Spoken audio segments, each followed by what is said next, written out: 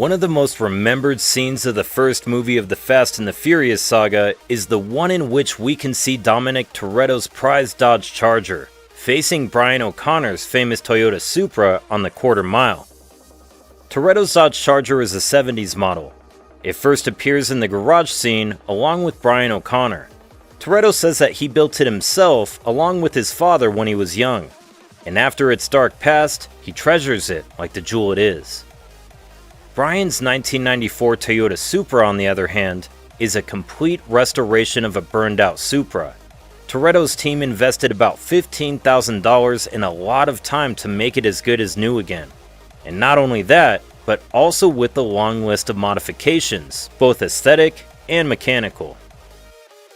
The reality is that in the movies, they don't use only one vehicle. Instead, they have one main vehicle, and from this one, several replicas are usually made to record both stunts and other types of scenes.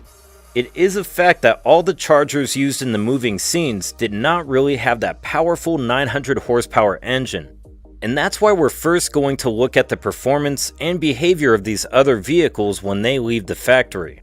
The 70s Dodge Charger came with several engine options. Since you could choose between different V8s, ranging from 5.2 to 7.2 liters of displacement, the most powerful being the 7-liter V8 that produced 425 horsepower. Taking this into account and considering the vehicle's weight of about 1,800 kilograms, we can calculate that it would do a quarter mile in about 12.3 seconds, and that its final speed would be 109 miles per hour. With the 5.2-liter V8 and 230 horsepower, it would get a quarter mile in 15 seconds and a final speed of 89 miles per hour. I make the distinction between these extremes since it is impossible to know what engine the Charger or the Chargers used in the filming had in those scenes. On the other hand, for the Supra, we have two options. It's 2JZ twin turbo, or naturally aspirated. If we choose the twin-turbo system, as was the main Supra used in the shoot before the modifications, we would be talking about an engine with 330 horsepower, capable of propelling the vehicles from 0 to 60 miles per hour in 6.4 seconds. For the quarter mile, 12.8 seconds are estimated, as well as a final speed of 104 miles per hour.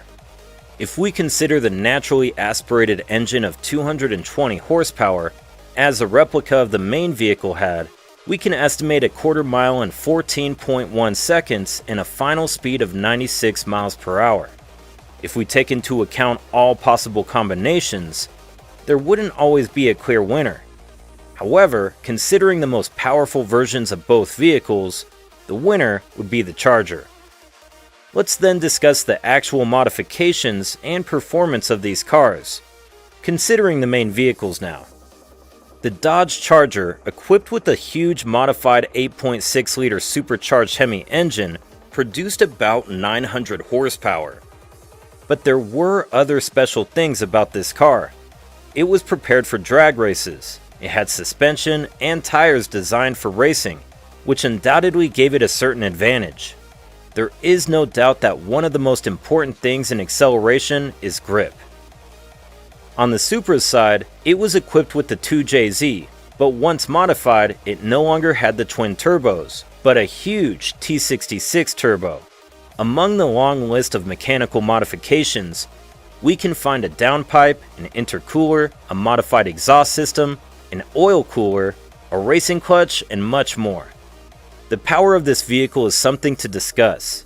Since the two times the owner tested it, the tests yielded 569 and 574 horsepower, but nevertheless, he has stated that it could have reached 650 horsepower at its best.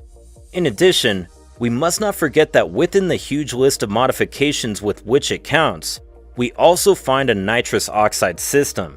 This could have made the Supra reach between 750 and 800 horsepower at times. Another advantage of the Charger is that it has undergone a huge weight reduction, logically removing everything unnecessary for the driver.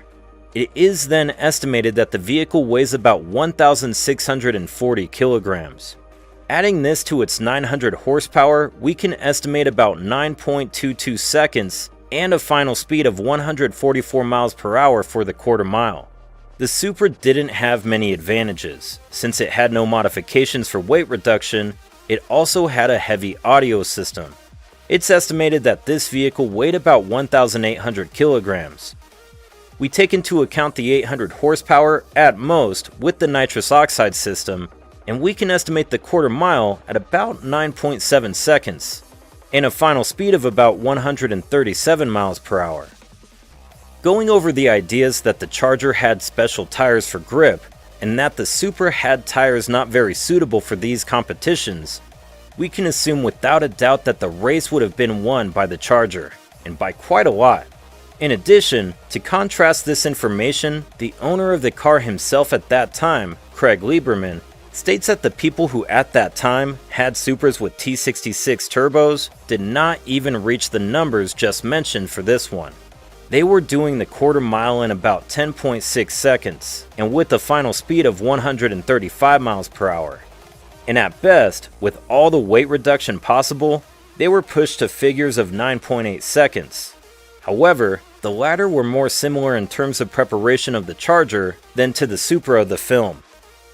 And if the video isn't finished yet, it's because there is a but to this too ideal situation. And not for its own sake, but because the producers of the film themselves decided that Toretto's Charger would suffer a mechanical failure during the race. Taking into account the above analysis, we could say that this is the cause, thanks to which the Supra was able to keep up with the Dodge for those 400 meters.